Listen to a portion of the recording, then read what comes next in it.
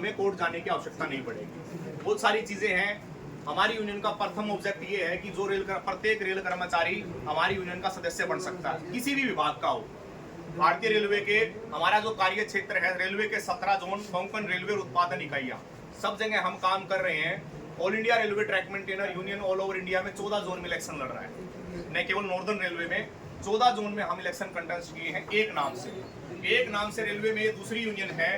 पहली यूनियन 2007 में आई थी रेलवे में, उस यूनियन का नाम था रेल मजदूर यूनियन। उस यूनियन का भी केस लड़ा गया था इलेक्शन रिकॉग्निशन के इलेक्शन के लिए। उस यूनियन के माध्यम से केस लड़ने वाली महिला एडिशनल सॉलिसिटर जनरल का नाम था इंदिरा जयसिंह।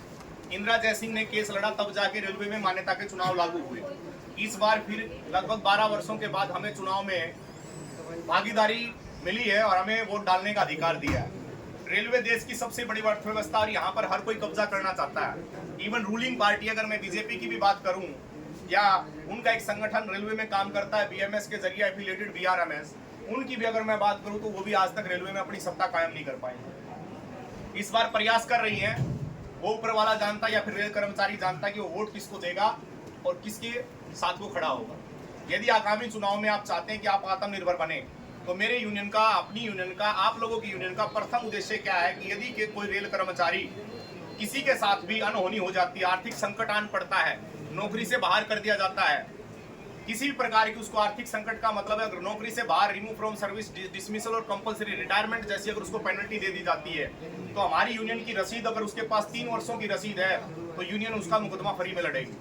और जब तक वो नौकरी पर वापस नहीं आएगा तब तक हम पूरा वेतन उसका भुगतान करेंगे। ये हमारे संगठन का दूसरा ऑब्जेक्ट है। यदि आप इस कार्यशैली से खुश हैं और चाहते हैं कि आने वाले समय में बिचौली और दलालों को खत्म करें, आपके ऊपर भी एक कंट्रोलिंग ऑफिसर को किसी न किसी यूनियन ने जरूर पकड़ा होगा, क्योंकि आज से पहले हमारे पास विकल्प नहीं था। अगर एक मैं बात करूं उर्मिला की, वो कहेगी कि यूपीएस खराब है, और निर्मला की मैं बात करूं तो वो बोलेगी कि यूपीएस अच्छी है।